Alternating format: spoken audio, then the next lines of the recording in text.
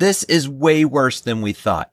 Taylor Britt didn't have a good day on Sunday against the Cleveland Browns, and this could be worrisome for the Bengals defense going forward, who are leaning upon their cornerback to get back to where they need to be. We're going to discuss the stats, why this is concerning, and why they're going to need Taylor Britt to get back to form if they're going to compete on defense. Welcome to the jungle. This is Isaac Coffman with Bengals Digest. Happy to see you Bengals fans. And if you want to show your stripes, be sure you're subscribed by smashing that subscribe button. We are almost at 3,000 subscribers. We thank each one of you. Love seeing the comments below. Join in on the community. We want to hear your thoughts as the season progresses and getting ultimately towards that playoff berth. And above all, getting to the Super Bowl.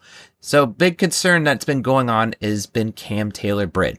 He's had high hopes. Last year, he had a down year. He had some struggles. It was just something off about him. He even said so himself in different interviews that 2004 just wasn't his year. But he was planning to come back with a vengeance, come in strong, and really contribute. And in training camp and preseason, it seemed like he was doing all the right things. He was kind of getting back to form. A couple years ago, back prior in 2023, he was showing glimpses. There was talks of him being a Pro Bowler coming the following season. And of course, 2024 being a down year, it was a disappointment. So there's talks of him getting back to form in training camp and practice, all of these things. But coming Sunday against the Browns, it wasn't pretty. That's all I can really say. Ultimately, he did not look like his old self. The 2023 and before, it looked more like the 2024. He struggled very mightily against a Browns team that has Jerry Jeudy and Cedric Tillman. Those were really the weapons that he would be covering, and he didn't fare too well. We'll break down a little bit more, but ultimately, it's getting the attention of Zac Taylor. Zac Taylor was even bringing out how Taylor Britt's going to have to play better, but at least they're acknowledging this. Obviously, that's something they need to do.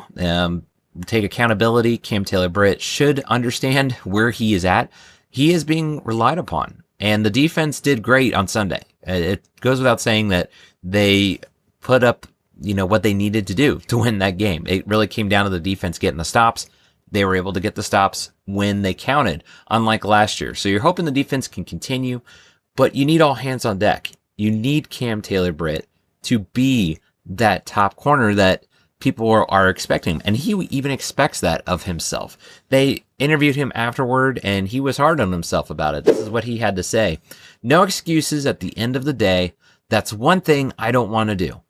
Is this team counting on me in a clutch situation and I messed it up? No, that's not me.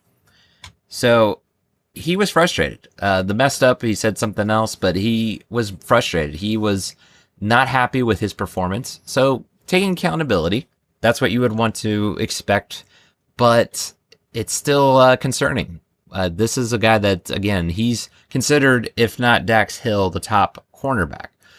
Dax Hill has been kind of shining in that role. He converted over from safety to cornerback and arguably is their best cornerback. But Taylor Britt, if he could play up to his potential, what he himself thinks he can play on, these aren't unrealistic expectations, but these are ones that I'm sure he feels the same way.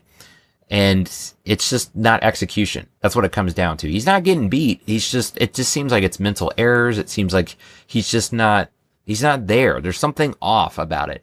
So you hope that he can get it right. The coaches, they can look at the tape, see what the film is showing, and he's able to correct that. Because again, they're going to need him. And, that it's just not good. Because if you break it down, on Sunday, he had a rough day. I mean, let's just not sugarcoat this. I think everyone's going to have a bad day, but this one is one that I think he's going to want to kind of forget. He had a 36.6 PFF coverage rating. And stats aren't everything, right? You're not going to just sit there and say, well, if you're not this level on PFF, you're no good. Well, 36.6, even if that's not telling the whole story, it's still not good. And I think just looking at the eye test, seeing him out of position, just, again, felt like he was kind of confused. Like he didn't understand maybe what kind of play was being run by the Browns. Joe Flacco kind of took advantage of that. He realized this is a a person that he can target. 7 times Taylor Britt was targeted from Joe Flacco. He was 6 for 7. So he was mostly getting his completions out and gave up a touchdown. So Taylor Britt, not a good day at the office, so to say. I think, again, he's admitting as much. He's realizing that. But it's just coming back to, hopefully this is something that's a little bump in the road, because they are really going to need him. And Zac Taylor even acknowledged. That's what speaks volumes to me, is that you're actually hearing from Zac Taylor that, yes, he needs to get better. And that shows how much they're counting on him, how much they're leaning on him. This is what Zac Taylor had to say about Taylor Britt. He says, now you've got to prove it's going to be consistent. Some of his plays Sunday weren't his best. I see better than I hear. There's a phrase right there. Marvin Lewis used to say that a lot. I see better than I hear. But I do like that phrase. It's true. You can all day, every day, point out stats of a player. You can show, look at what they did. But at the end of the day, if you look at what they did on film, what they did on the field, it's going to speak more volumes than what you hear people tell you. That's what's going to happen. And that's exactly what it was, is Taylor Britt just didn't look right.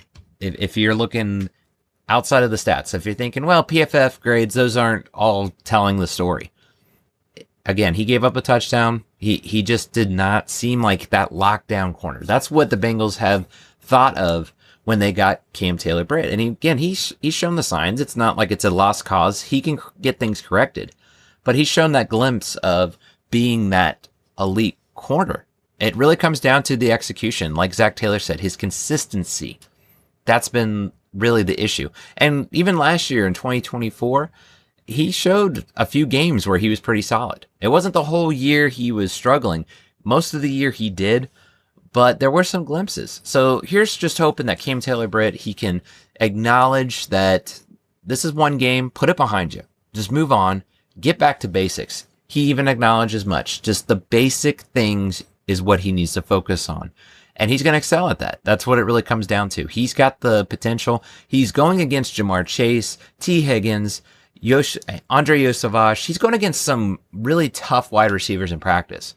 So you would think it would transition, because he's going to have a test on Sunday with the Jaguars. He's going to be coming up against Travis Hunter, potentially. That's a second overall pick from the draft this year, who just looks like an athletic freak. He's playing on both sides, offensive and defensive snaps. The Jaguars drafted him. So you could see Taylor Britt lining up across from Travis Hunter. Look for that kind of a matchup. I'm excited to see that. I'm hoping that he's able to bounce back, contribute to this defense. Like I said, they're going to need all hands on deck if they're going to be able to go far this year, if they're going to be able to make strides in going towards the playoffs. So it'll be interesting to see what this coaching staff can do, if they can keep the momentum going and ride into another victory come Sunday.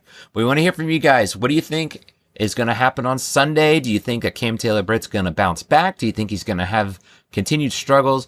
Or do you think the defense is still going to do good regardless? What do you think about the matchup against the Jaguars? I think it's going to be a really close game, just as far as predictions. We'll see what happens between now and then, if there's any injury reports. So far, Bengals are clean, don't have anybody really coming up on the injury report. I think it's going to be somewhere in the 21 to 28 range. Bengals should pull this off, being at home, especially with you fans being there. So let's get there early, like Zac Taylor said. If you are going to be at the game, get there early. Show your stripes. Show the support for the Bengals. They're going to need it.